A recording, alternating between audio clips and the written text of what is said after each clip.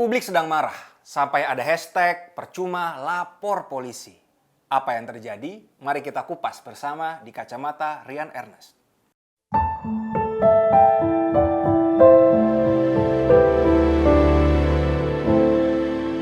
Ada dua peristiwa yang memicunya.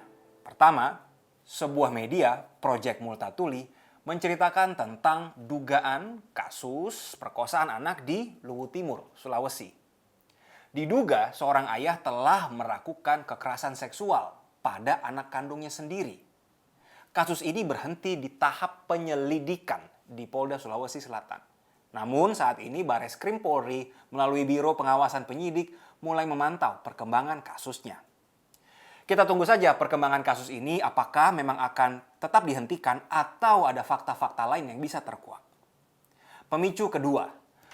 Pada minggu ini, pada satu demonstrasi di depan kantor Bupati Tangerang, sebuah video menangkap petugas kepolisian yang mengangkat seorang mahasiswa lalu membantingnya ke lantai. Mahasiswa tersebut sempat pingsan, bahkan di video terlihat kejang-kejang. Untunglah, hasil pemeriksaan di rumah sakit dan ronsen tidak ada tulang yang retak maupun patah. Kembali nih, kalau memang hashtag percuma lapor polisi terjadi secara alamiah tanpa ada dorongan politik jangka pendek, tentu ini adalah bentuk kekesalan dari masyarakat. Masyarakat, golongan yang harus dilayani polisi, memang punya kekesalan yang bertumpuk. Seperti kata mahasiswa yang dibanting itu, memaafkan tapi tidak akan melupakan. Belum lagi kejadian-kejadian lainnya. Namun teman-teman, setiap masalah selalu ada dua sisi cerita. Dari sisi kepolisian, ada cerita lain yang perlu kita renungkan. Sekitar 10 tahun lalu, pengamat kepolisian Bambang Widodo Umar sudah mengatakan bahwa problem polisi sesungguhnya ialah pembenahan ke dalam. Pertama contoh, soal rekrutmen. Apakah sudah dipastikan tidak ada titip menitip atau sogok menyogok dalam rekrutmen di Polri? Atau yang kedua, soal promosi dan rotasi jabatan. Apakah sudah dipastikan promosi terjadi secara objektif, sesuai pencapaian target kerja yang terukur juga? Atau jangan-jangan promosi rotasi itu lebih karena like, dislike, faksi-faksian, geng-gengan, atau kubu-kubuan? Tentu tidaklah mudah mengatur hampir 500.000 anggota Polri. Belum lagi jumlah perwira menengah yang terlalu banyak, sedangkan posisi tidaklah banyak. Ketiga, soal penganggaran juga nih. Saya memiliki beberapa cerita. Cerita pertama, tahun lalu saya sendiri mengalami kecelakaan lalu lintas di Jalan Sudirman, Jakarta, saat sedang naik motor. Setelah jatuh dan melihat bahwa tempat jatuh saya ada dalam pengamatan CCTV, saya meneguhkan diri untuk melaporkan kejadian itu ke Direktorat Lalu Lintas. Pelayanan Bapak Ibu di sana sangatlah baik dan profesional. Tidak ada kode minta uang sama sekali. Tapi apa yang terjadi dalam perkembangan laporan? Ternyata kamera CCTV tidak bisa mengambil gambar dalam jarak dekat. Rekaman yang ada juga tidak bisa merekam gambar setiap detik. Kemudian Pak Petugas mengaku bahwa CCTV yang ada di Jenderal Sudirman persis di depan Polda Metro Jaya adalah CCTV yang hanya mampu memantau pergerakan massa dan kendaraan saja. Ini masalah. Pelaku kejahatan akan terus berkeliaran tanpa ada efek gentar. Itu cerita pertama. Cerita saya yang kedua. Seorang petugas kepolisian pernah cerita kepada saya.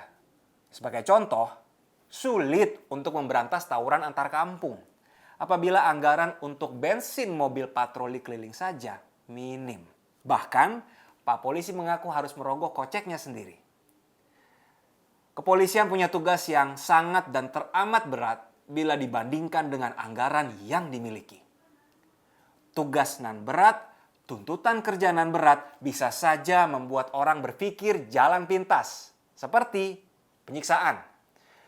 Penyiksaan bisa terjadi untuk memecah kebuntuan informasi. Data-data dari Kontras dan NGO lain menunjukkan hal itu ada dan perlu dibenahi. Kemudian, seorang perwira Polri juga pernah mengatakan bahwa harusnya ada peningkatan kesejahteraan. Beliau adalah perwira dari Direktorat Tipikor Polri. Tahun 2016 dia mengatakan gaji dia di KPK 25 juta per bulan. Lalu kembali ke Polri jadi 5 juta rupiah. Saya sangat setuju dengan ide Bapak ini. Gaji yang layak memang tidak akan membasmi korupsi aparat yang rakus. tetapi jelas akan membuat aparat yang tidak rakus untuk bekerja selempeng mungkin, seobjektif mungkin.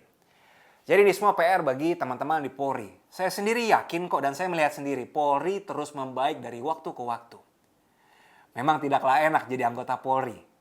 Kenapa? Karena satu cerita buruk yang seksi di media dari sekian ribuan cerita baik pencapaian Polri, bila di blow up akan menimbulkan kesan seolah-olah Polri masih jauh dari sempurna. Saya tidak setuju. Menurut saya Polri terus-menerus membaik meski belum sempurna. Nah, saya pribadi punya harapan terhadap Jenderal Listio Sigit Prabowo.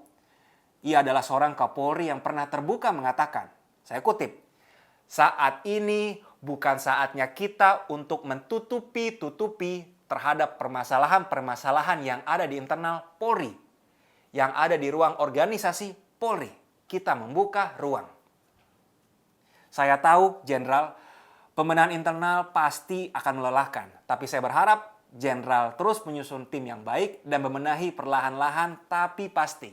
Dan mengena pada struktur-struktur yang penting. Rekrutmen yang baik, pembekalan yang baik bagi perwira di akademi, sistem promosi yang objektif dan tidak subjektif, dan penganggaran yang layak bagi perwira untuk menutup keran korupsi receh yang bisa terus beranak cucu menjadi korupsi yang besar.